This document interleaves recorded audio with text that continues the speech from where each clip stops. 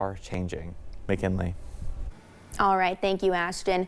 4 years ago this week, communities across eastern Kentucky started the long road to recovery after historic floodwaters tore through the mountains. 45 people died, some in the rush of the water and others in the days and months that followed.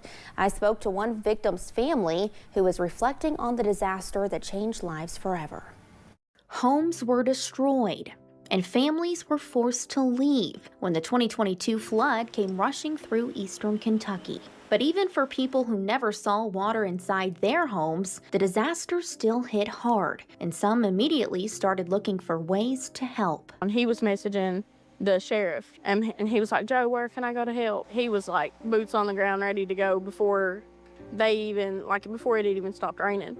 Rachel Crawford, Aaron Mick Crawford's big sister, says that was just who he was. At only 18 years old, his heart was pure gold. Absolutely the biggest heart, best kid you could ever meet.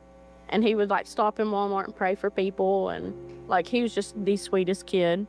In the days after the water went down, she says Mick and their dad spent hours and days doing the dirty work that helped neighbors start over. But one morning before he pulled on his boots again, Rachel says he admitted something wasn't right. And they worked for a little while, and then he went up to Dad and he said, I'm just not feeling good. I need to go home. We thought he was tired, he had pulled a muscle or something.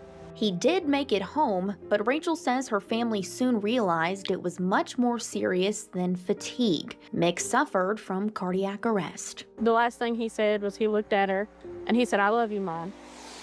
And then he just went and blew. They got his heart back beating, and it never stopped. The time that he was down, it caused the brain damage. Mick left this earth by serving his community, but his generosity didn't stop there. That same heart of gold continued to serve others. So they actually donated his heart. So somebody has his heart out there, and it's, as far as I know, still working good for him. And they have the best one that has ever been on this earth. She says grief comes in waves, but she chooses to carry Mick's spirit forward through what she calls Mick deeds, small acts of kindness in his honor. If someone's eating alone, I'll pay for the meal. Or if somebody says that they need something, I'll give it to them, and I'll be like, that's my Mick deed of the day. I just try to embody him and carry him with me everywhere I go. 4 years later, she says eastern Kentucky is still healing, and so is her family. But if there's one thing she hopes people remember, it's the way Mick lived. He put that on Facebook. That was the last thing he put on Facebook.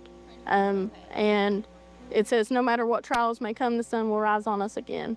So any bad day that I have or anything like that, I'm just like, there's Mick telling me, "I got your back, sis. It'll be all right." Mick's birthday was just days before the flood anniversary on July 23rd. He would have been 22. The time is now 6:20, and more mountain news is on the way.